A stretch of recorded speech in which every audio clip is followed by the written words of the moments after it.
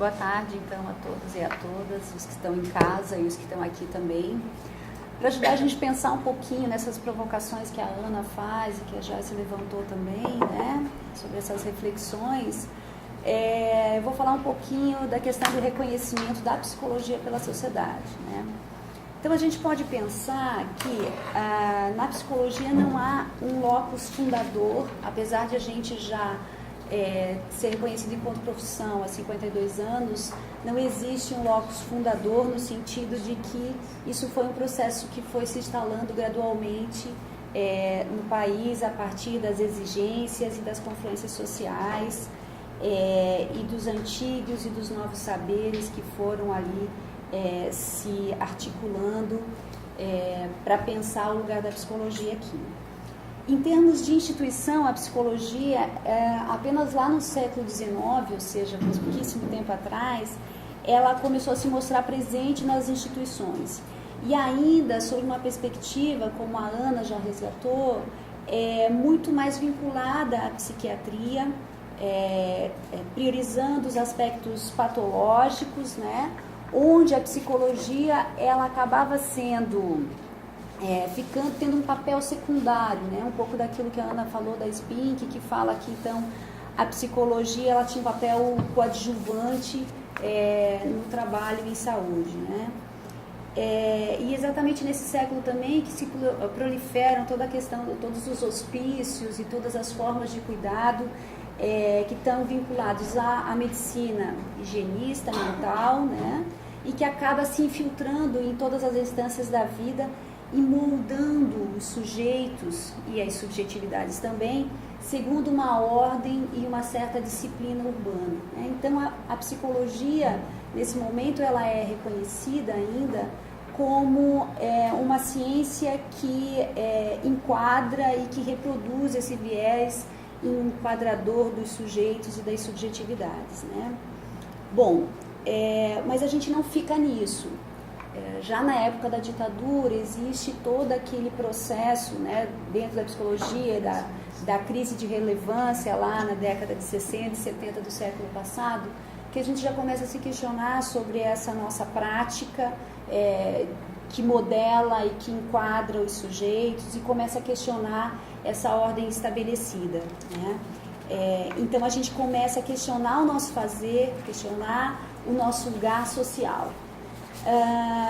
E aí quando começam efetivamente os levantes por um país mais democrático, né, começa a surgir efetivamente a necessidade na sociedade de a gente pensar uma psicologia que tenha mais comprometimento com essas mudanças sociais, né, que está sendo trazido por esse processo de redemocratização.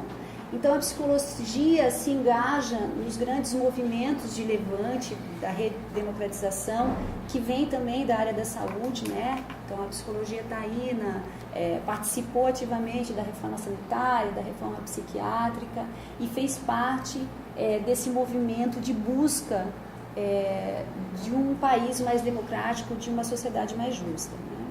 E esse processo ele acaba culminando lá com a promulgação da Constituição Cidadã, lá em 1988, e a institucionalização de um Estado de direitos, né, e de uma ordem mais democrática para a nossa sociedade.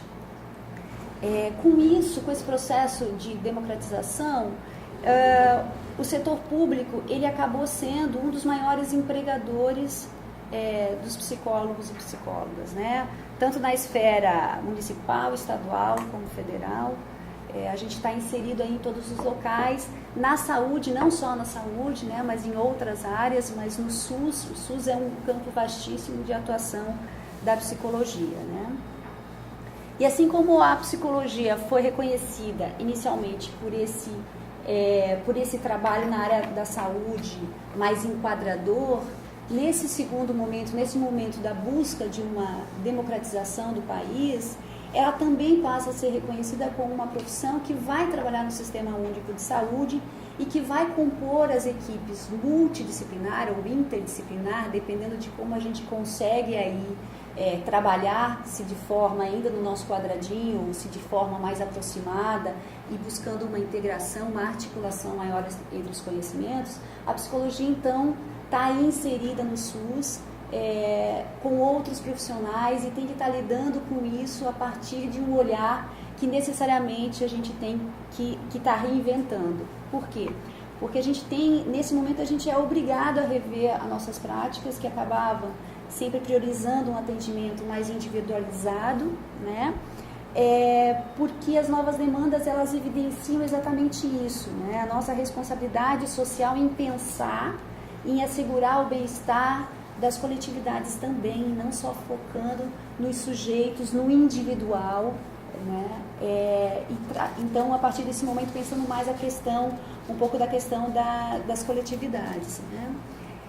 E aí isso remete para o conceito de compromisso social, né? Que é da psicologia, que aí a gente tá vinculada a uma prática que seja mais comprometida com a realidade social, porque de alguma forma a gente está vinculado a várias políticas públicas e isso requer pensar as coletividades, né? E o compromisso dessa profissão também com o bem-estar dessas coletividades. Se a gente for resgatar aqui um pouco daquilo que a Ana falou também, a Joyce trouxe, do conceito ampliado de saúde, a saúde ela abarca as condições concretas de vida dos sujeitos e o seu contexto sócio-histórico, né? E isso produz subjetividade.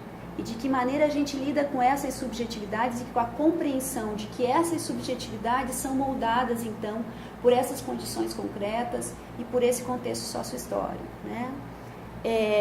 Ainda dentro de um conceito ampliado de saúde, a saúde ela é vista como um bem coletivo, que incorpora a cidadania como uma dimensão necessária, né? Porque ela objetiva ultrapassar uma forma de atenção que é centrada apenas nos procedimentos e nas doenças, para uma outra maneira de atender, de exercer a atenção e o cuidado que priorize também as condições de vida, o contexto socioeconômico, cultural daquele sujeito, né?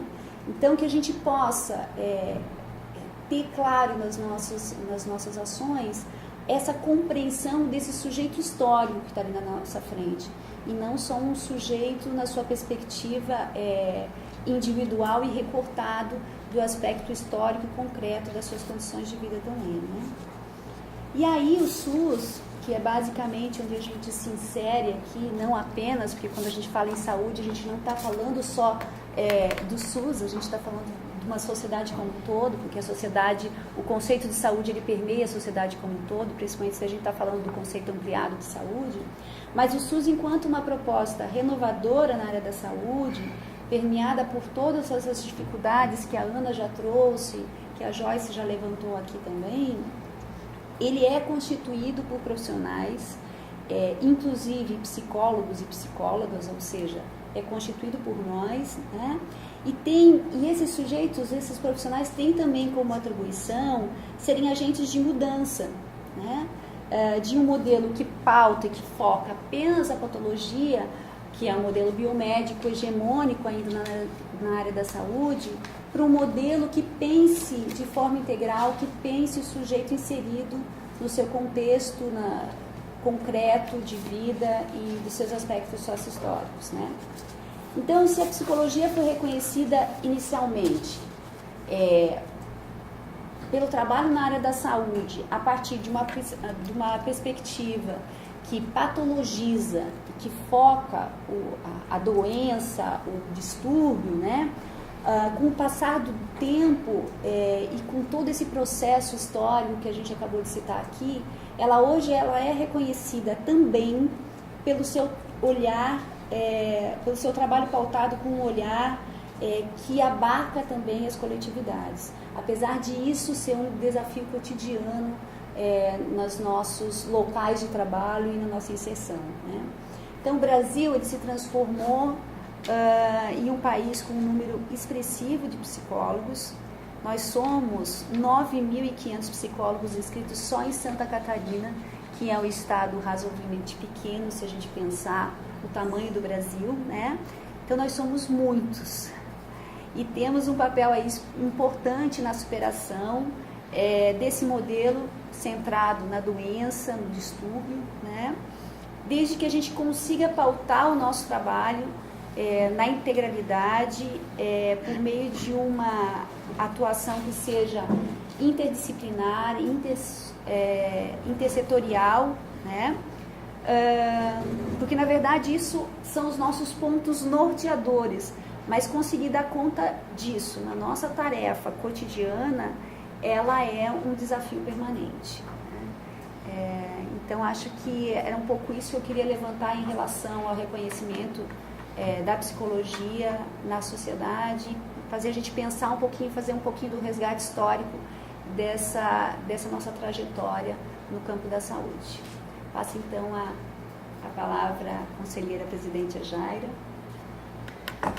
Então, boa tarde a todas e todos, aos presentes e aos que nos acompanham online. Como já sou a quarta fala, eu imagino que tanto aqui, né, quanto online, acredito que algumas pessoas foram chegando depois. Acho oportuno estar contextualizando novamente aí, a nossa mesa aqui de debates.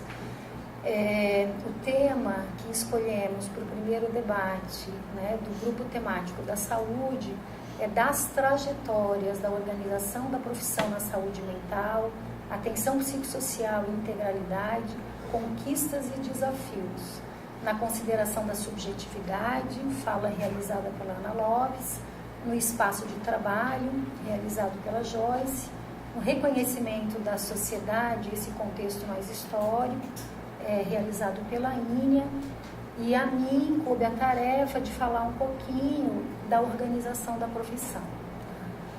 A minha fala, ela é uma fala que terá dois pontos de vista, um deles falando da organização social, né,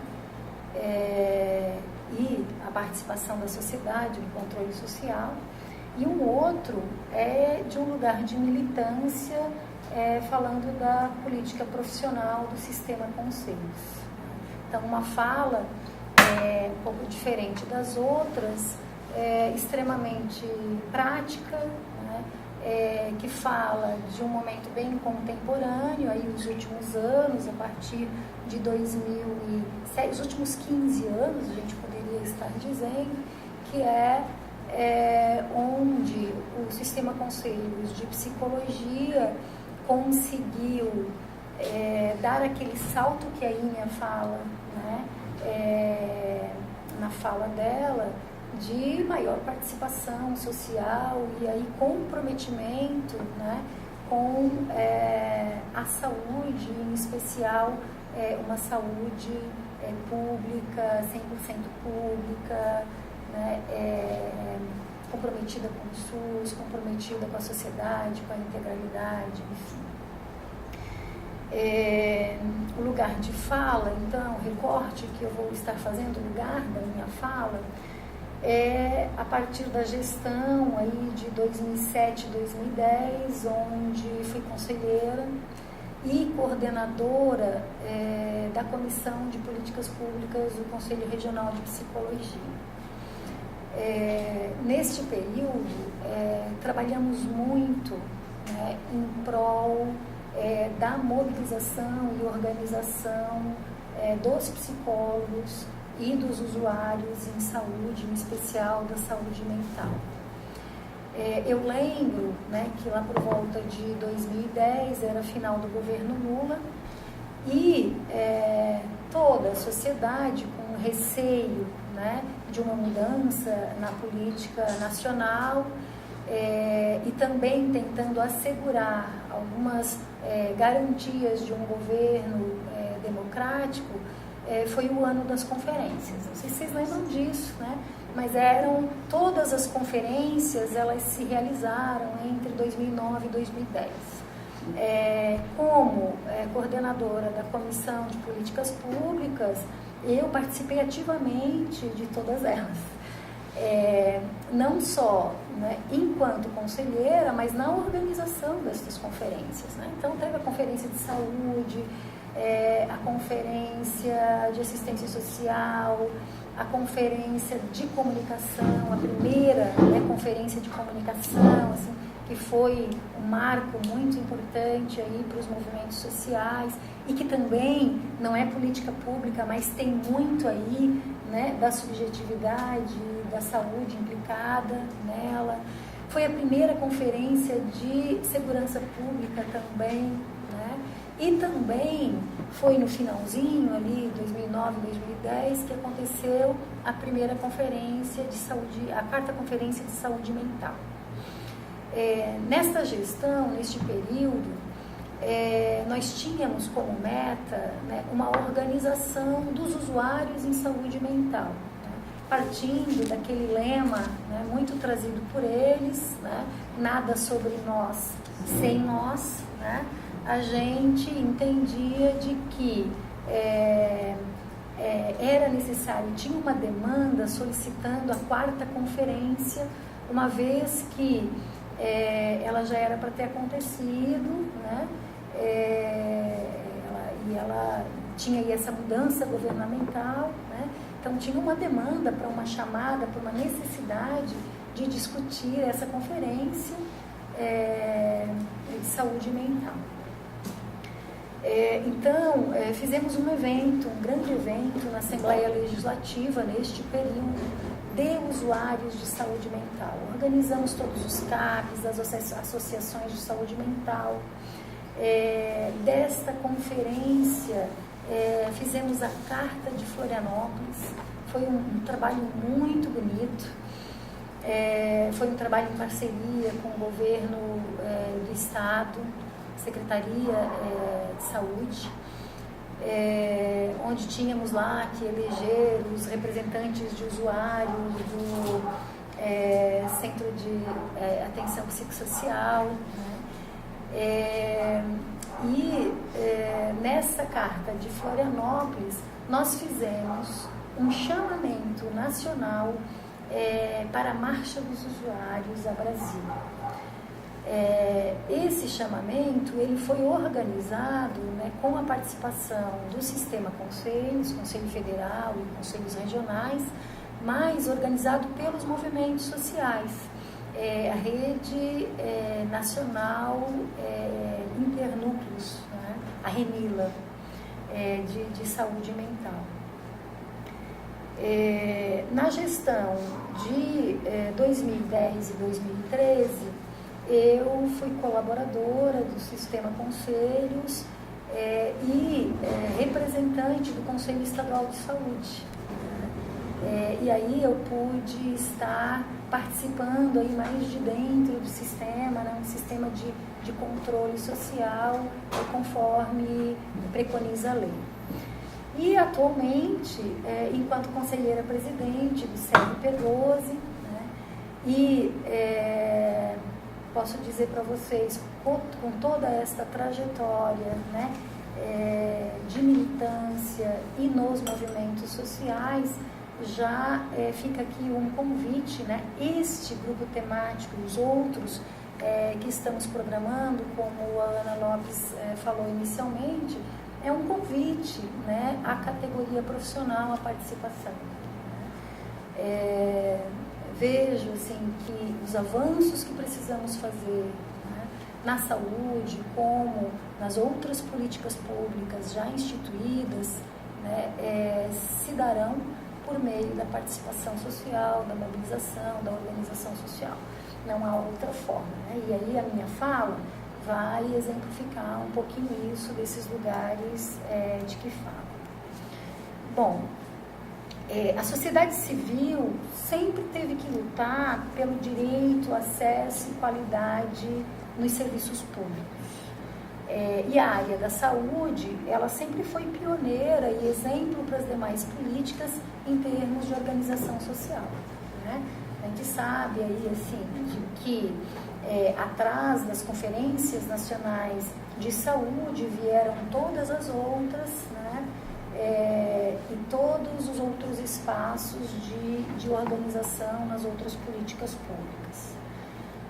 Nossas maiores conquistas nos últimos anos são frutos da mobilização, sim, dos movimentos sociais e das instâncias de controle social. Em Santa Catarina, podemos citar alguns movimentos militantes, né, do campo da saúde mental, como a Associação de Usuários, o Fórum Popular de Saúde, movimentos ligados à luta antimanicomial, já falei da Renila, né, a gente tem um movimento da luta antimanicomial também, do Colegiado de Atenção Psicossocial, entre outros.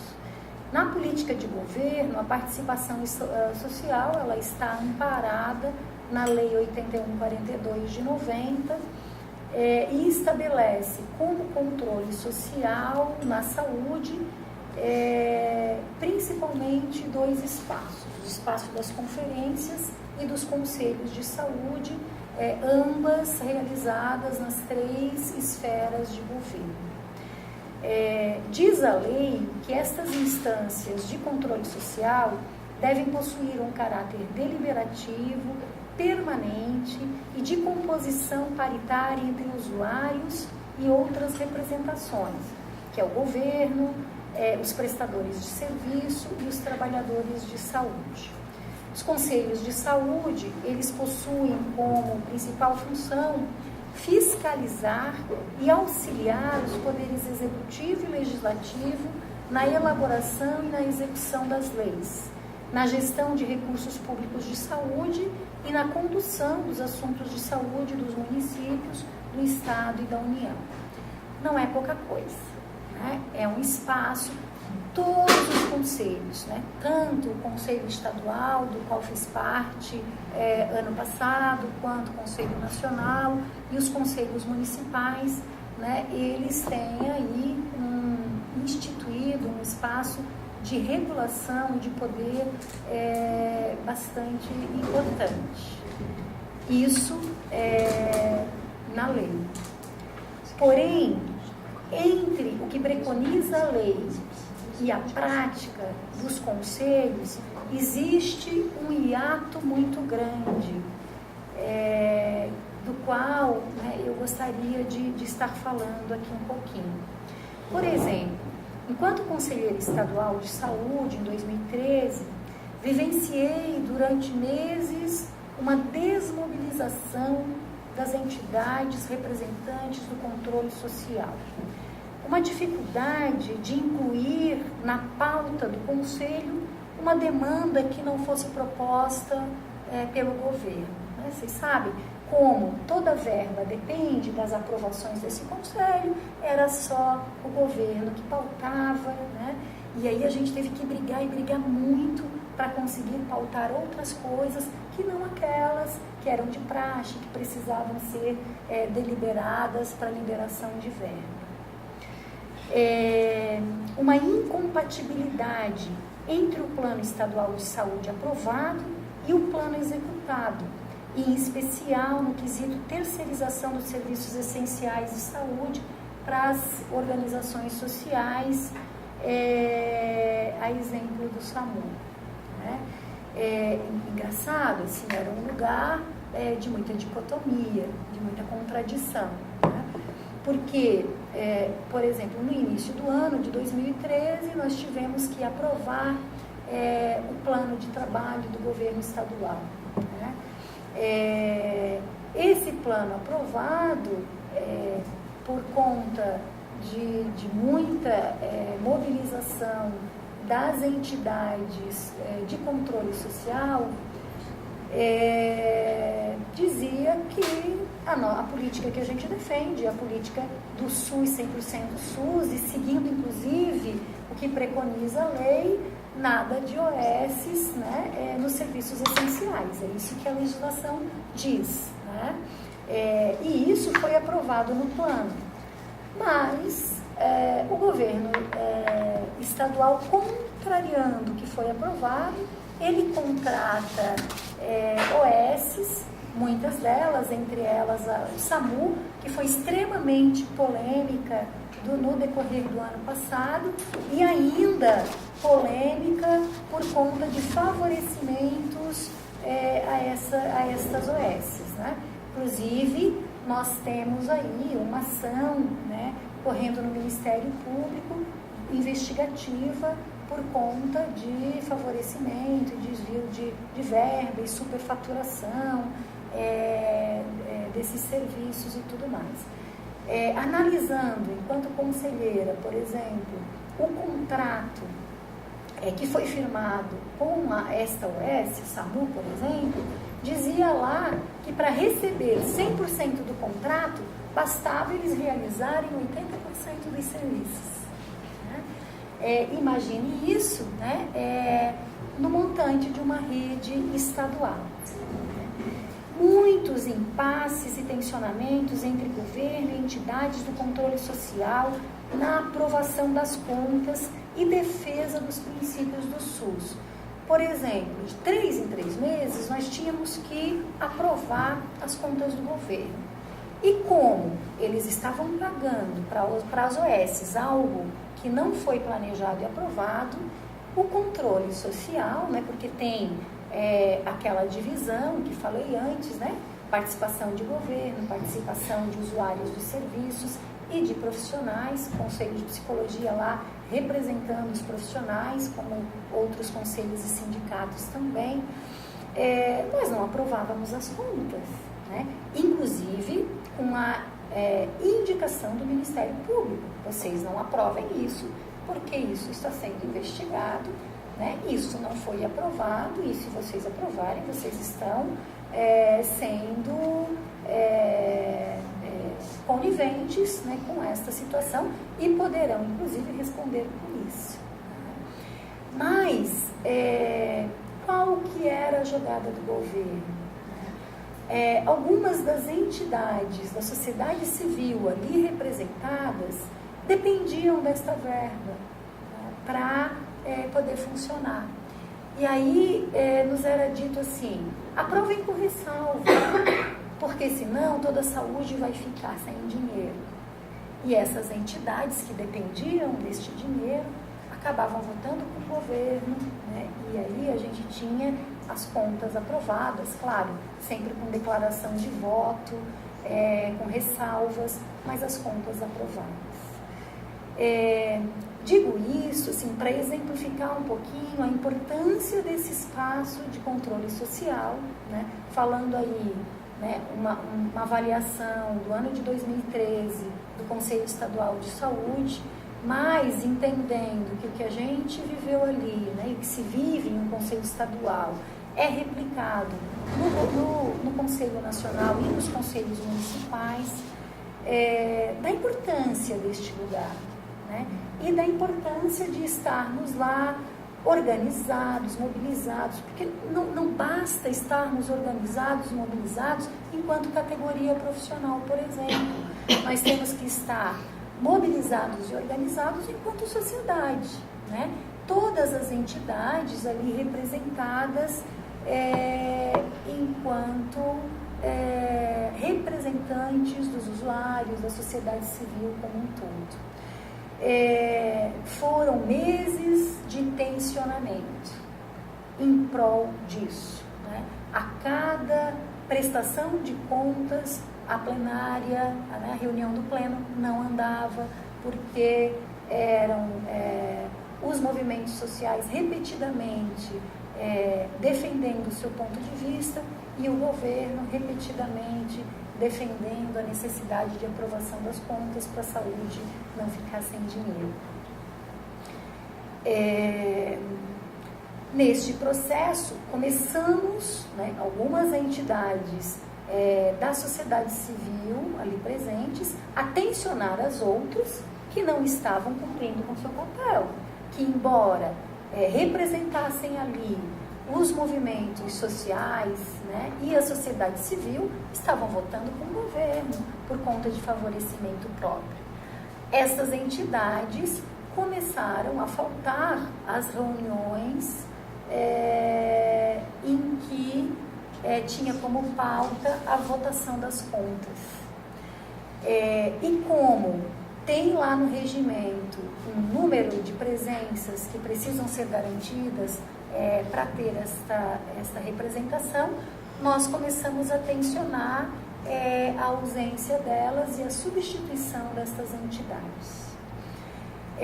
Por volta de setembro, isso foi conquistado, né? Novas entidades foram convocadas, conseguimos fazer uma boa articulação com estas entidades e o jogo começou a virar. E tivemos as primeiras contas não aprovadas. Pelo parecer, temos lá uma comissão que cuida de analisar as contas e emitir um parecer para instruir o pleno, a qual emitiu um parecer de aprovação parcial, como todos os outros, e aí, com a nossa organização, tivemos lá um parecer rasgado, né, por esta comissão, e muita briga, muito tensionamento, né, porque como, então o que a gente está fazendo lá enquanto comissão, se vocês não aprovam, e aquele discurso repetitivo e cansativo de muitos meses, não tendo aí as contas aprovadas, tendo que chamar uma reunião extraordinária, enfim, começávamos a virar o jogo e a conseguir então chamar Ministério Público para fazer fala no Conselho Estadual, a exigir pauta também por nós, né, uma pauta que fosse equitativa, apresentada parte pelo governo, parte pelos movimentos sociais, pelos conselheiros. E aí, quando conseguimos uma boa articulação, o que acontece? Os conselheiros são substituídos por novas entidades, né, por conta de um combinado anterior de revezamento entre as entidades.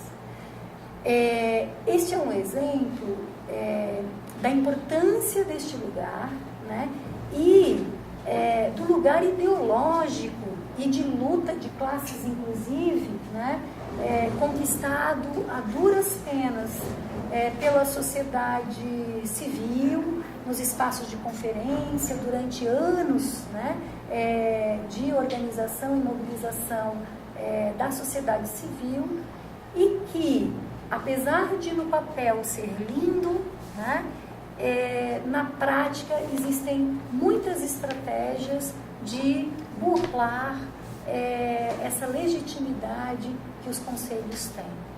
E que, a duras penas, né, e por conta de conselheiros muito bem qualificados, né, e representados e organizados coletivamente, que alguns avanços, tanto nos serviços quanto nas políticas de saúde, podem ser assegurados.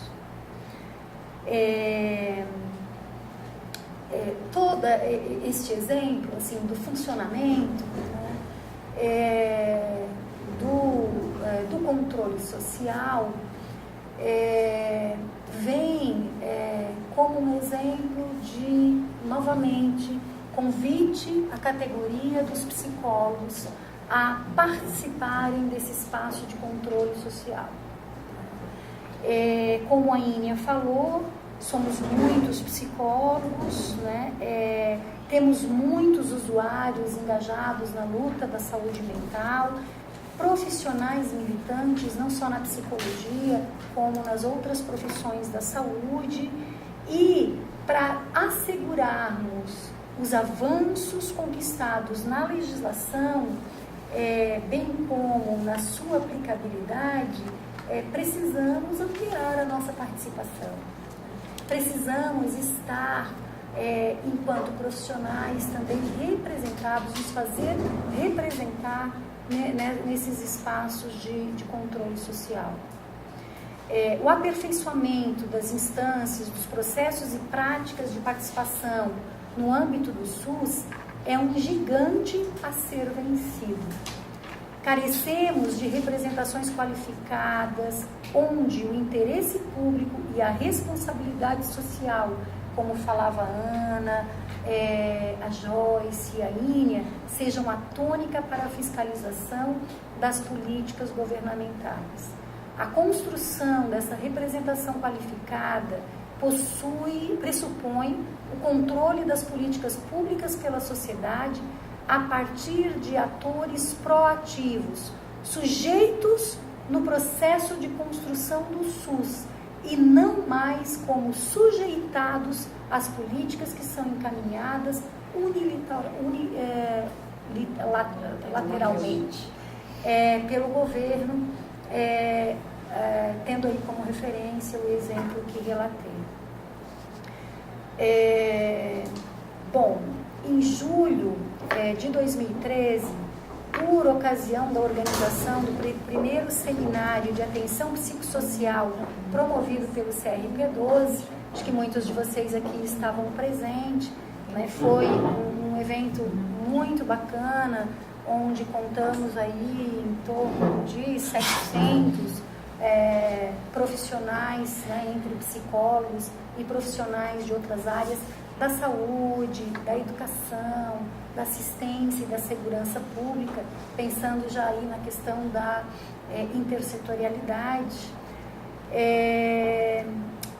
Eu estive reunida com a então coordenadora estadual de saúde mental da Secretaria do Estado de Saúde de Santa Catarina, Maria Cecília Rodrigues, que avaliou o panorama da saúde mental do Estado. Ela fez um breve registro dos serviços substitutivos de saúde mental do Estado, que eu acho interessante poder estar relatando aqui, para a gente pensar, né, na necessidade, assim, de que estrutura é essa de que falamos, todas nós, né, e qual o tamanho da nossa tarefa enquanto controle social, né, enquanto sociedade civil organizada, as coisas que a gente precisa estar pleiteando aí.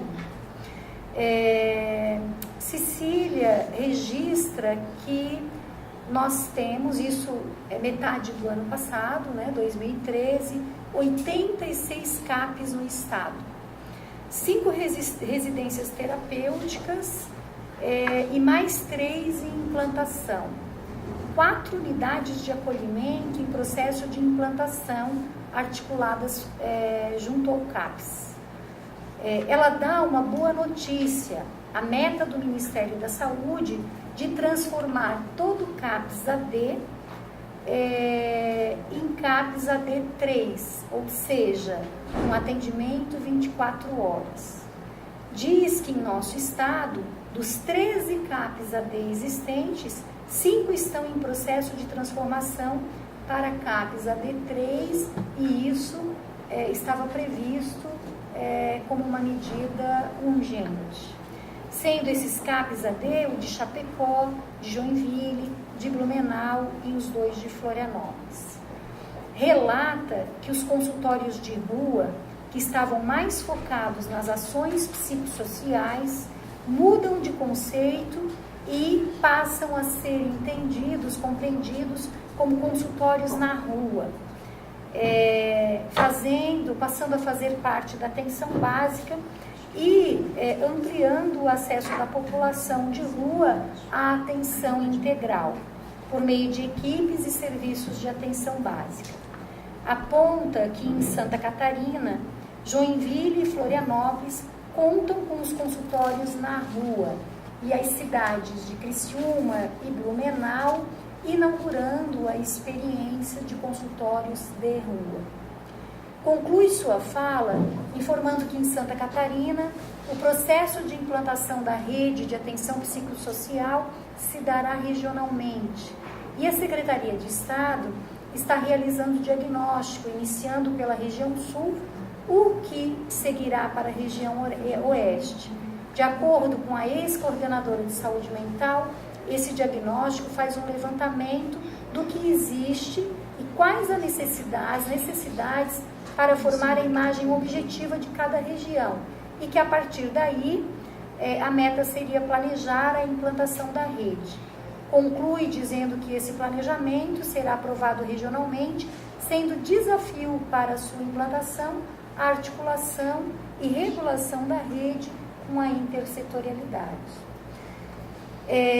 Novamente, no papel, tudo muito bonito, assim, né?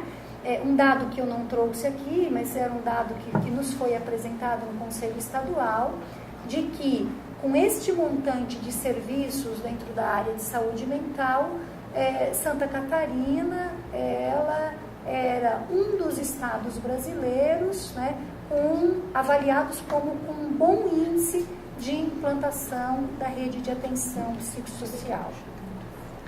Na ocasião, eu fiquei muito curiosa, né, com esse levantamento que eles estavam fazendo, porque aí não eram só os números do que já estava implementado, né, mas os números que, pela letra de lei, poderiam ser implementados. Então, esse diagnóstico, ele tratava de uma demanda a ser conquistada. E aí, pedi para que ela pudesse estar me repassando esse material. E aí, peço para a Juliana poder apresentar este gráfico, que na época só o que estava pronto era o da região sul. Um pouco mais, dali a uns meses, ela entrou em licença saúde e ela acabou sendo substituída, né? Maria Cecília não é mais a coordenadora de saúde mental. Acho que até dá para deixar menorzinho, Juliana. O que eu gostaria de estar chamando a atenção? Olhem lá, né? Dá para pegar em cima ali, ó. Então, esse diagnóstico, ele avalia a rede de atenção psicossocial na Macro Sul, que contempla ali os municípios, as regiões de saúde de Laguna, a região carbonífera, pode baixar um pouquinho, e o extremo sul de Santa Catarina, pode subir. Ela também avalia todos os serviços, olha que bacana, dentro da rede de atenção psicossocial. A atenção básica, o CAPES, pode chegar para cá um pouquinho. O CAPES, opa. E aí ali, o CAPES, todas as modalidades, CAPES 1, 2, 3, CAPES AD e CAPES-C, unidades de acolhimento, comunidade terapêutica, leitos do SUS, né?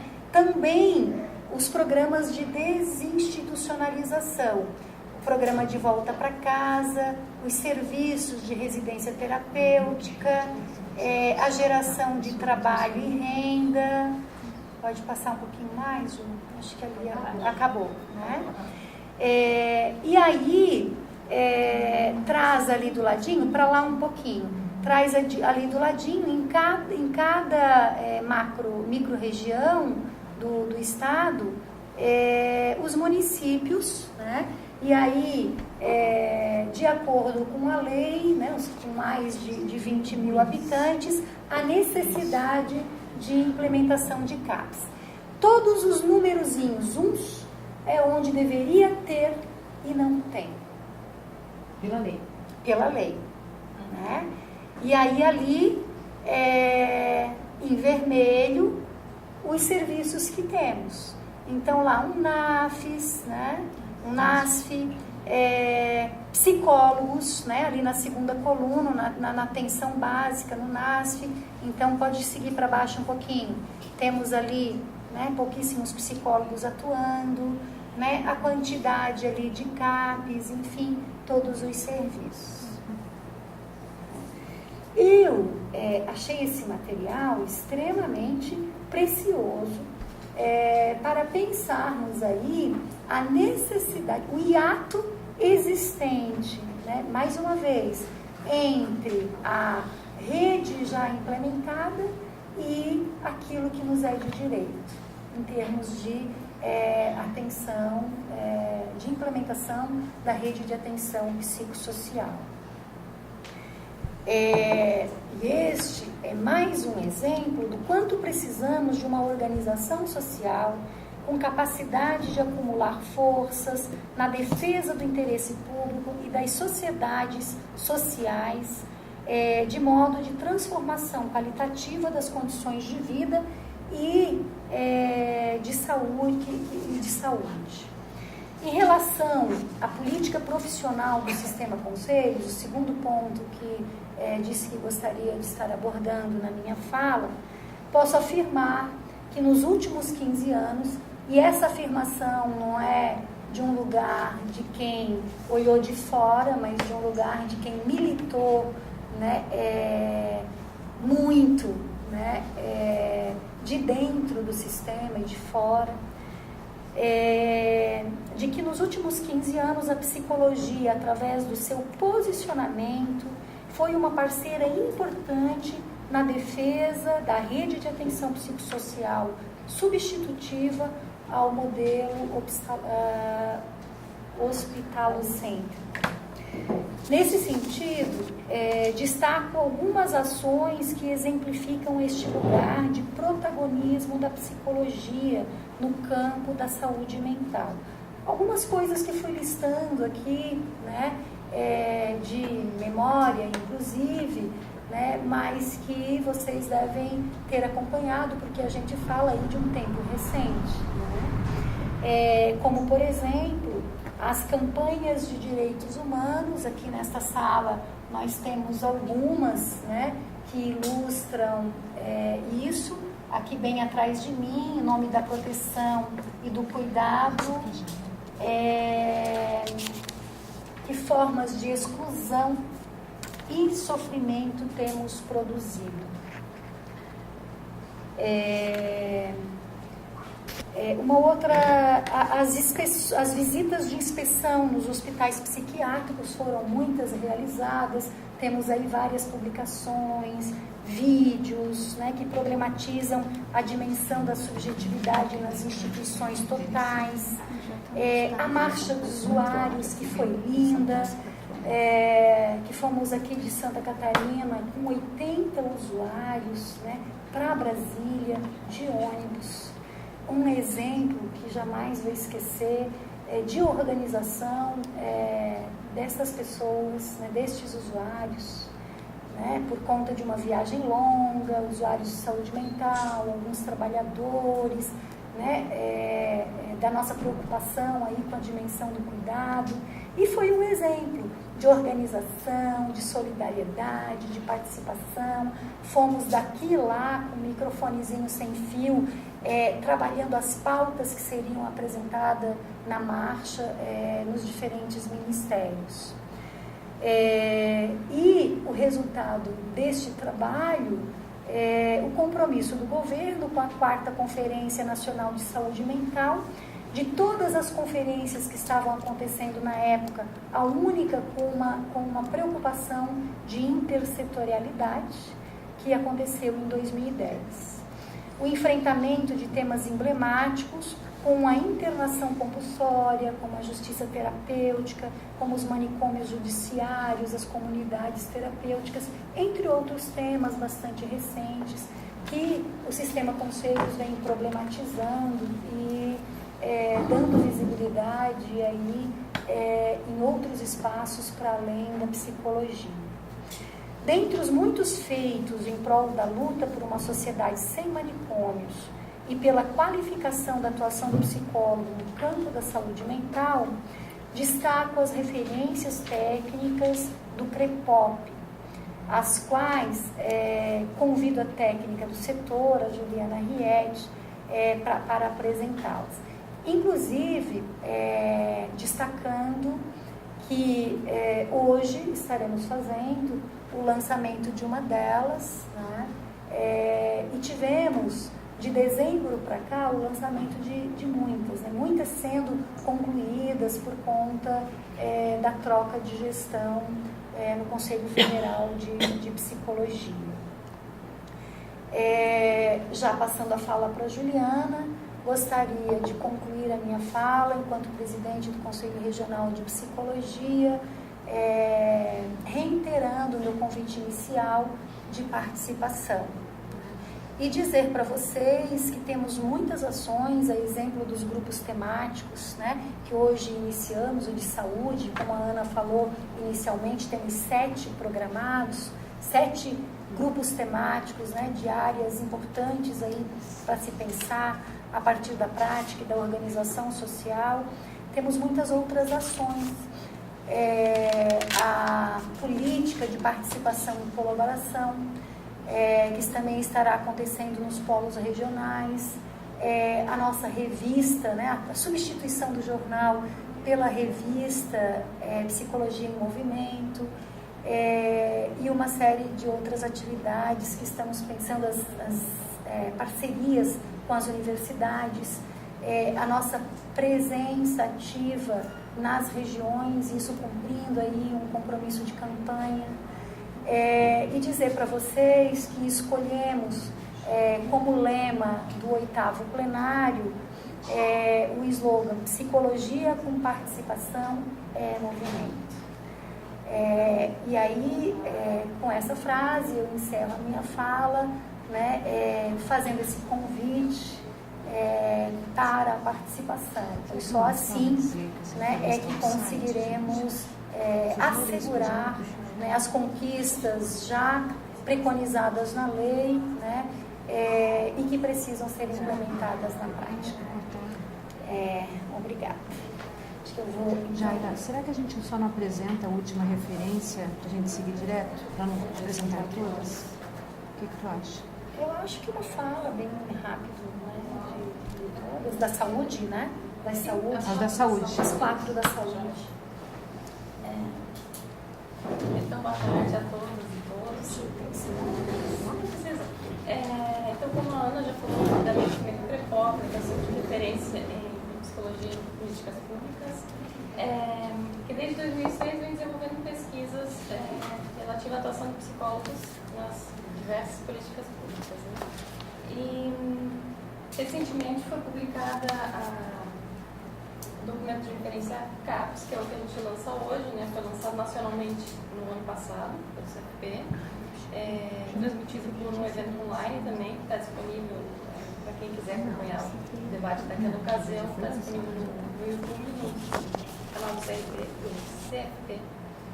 E a última publicação foi relativa à atuação do psicólogo em serviços de álcool, que atende pessoas relativa a serviço de álcool e outras drogas, no caso os CAPs, né, que atendem essa demanda.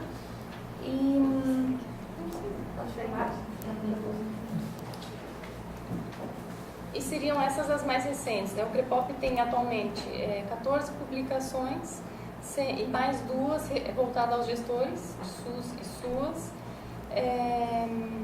E aí eu trouxe algumas delas só para estar mostrando para vocês, né? Das 4 publicações relativas à temática da saúde são atuação em programas de DST e AIDS, a saúde do trabalhador no âmbito da saúde pública, a CAPS e a álcool e outras drogas, que elas está disponível somente online, não tem ainda a versão impressa, mas todas as publicações do CREPOP estão disponíveis online para acesso no site do CREPOP e algumas delas no site do CFP. Sinalizo que no site do CFP tem publicações do CFP que são muito ricas no tema da saúde, como a relativa ao NASP, né, a atenção do psicólogo em NASP, a atenção básica. O CREPOP ainda tem previsão de fazer mais 2 publicações no âmbito da saúde, que é a de psicólogos que atuam em serviços de psicologia hospitalar e na atenção básica. Então, seria esse mais ou menos o panorama, né, a respeito da saúde.